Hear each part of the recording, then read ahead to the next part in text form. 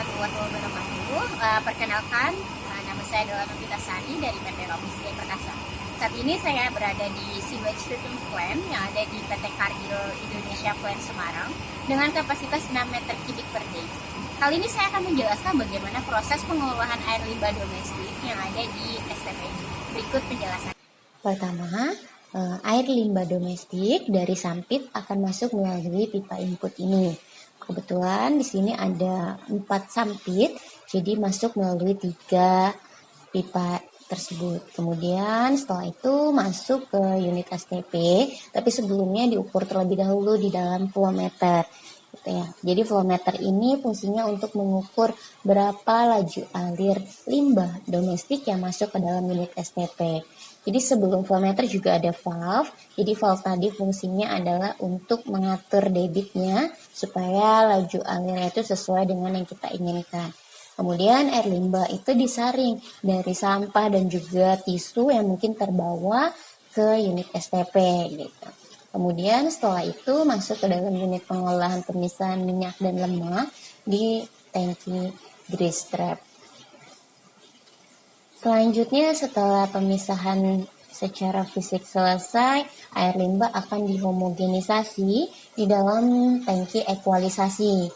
Karena di sini kebetulan limbahnya itu dari 4 sampit. Kemudian setelah itu limbah akan masuk melalui secondary treatment, di mana di secondary treatment ini pertama akan ada anoxic tank, di mana di sini akan terjadi peristiwa nitrifikasi dan juga denitrifikasi oleh mikroorganisme anaerob.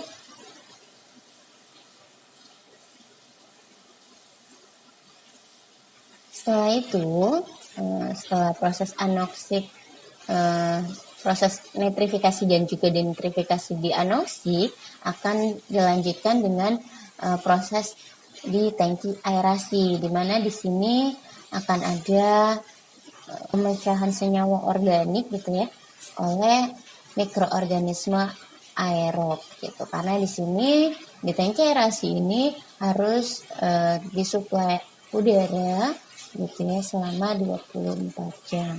Kemudian setelah itu akan masuk ke dalam unit clarifier biologi. Di sini air limbah akan diendapkan gitu ya, akan dipisahkan dengan rasnya. Rasnya akan masuk ke unit airlift system dan juga akan dikembalikan ke unit anoksik dan juga aerasi gitu. Selanjutnya setelah air limbah dipisahkan dari rasnya, air limbah akan masuk ke unit intermediate tank. Jadi di unit intermediate tank ini hanya sebagai penampungan sementara sebelum air limbah akan ditransfer ke tertiary treatment.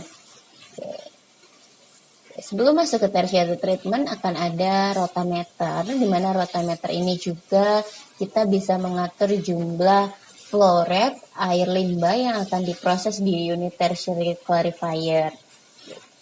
Di tertiary clarifier ini di PT Romis Jaya Perkasa menggunakan elektrokoagulan.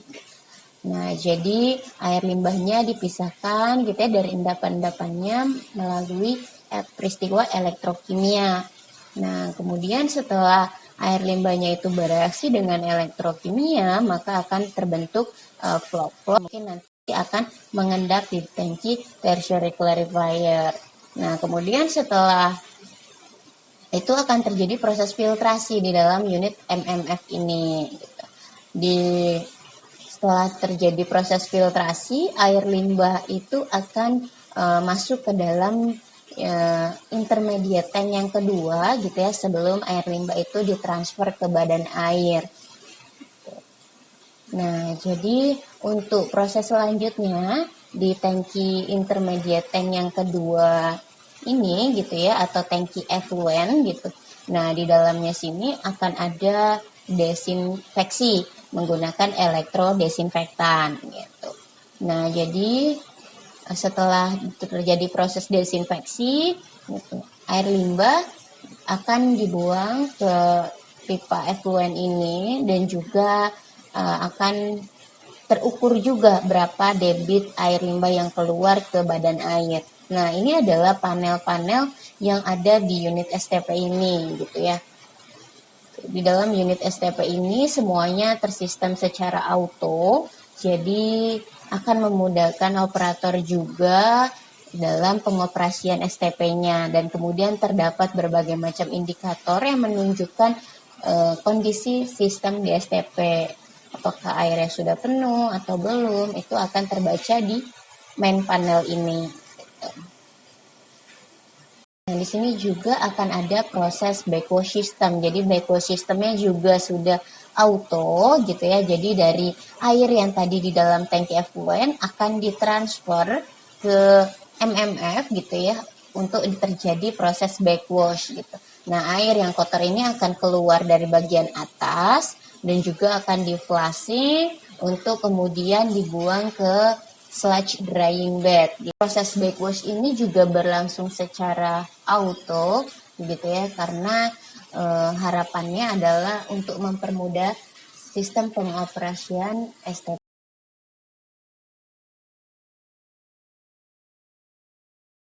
Nah, ini adalah sludge drying bed, jadi berbagai macam sludge yang dihasilkan di unit STP ini akan diendapkan di SDB ini gitu.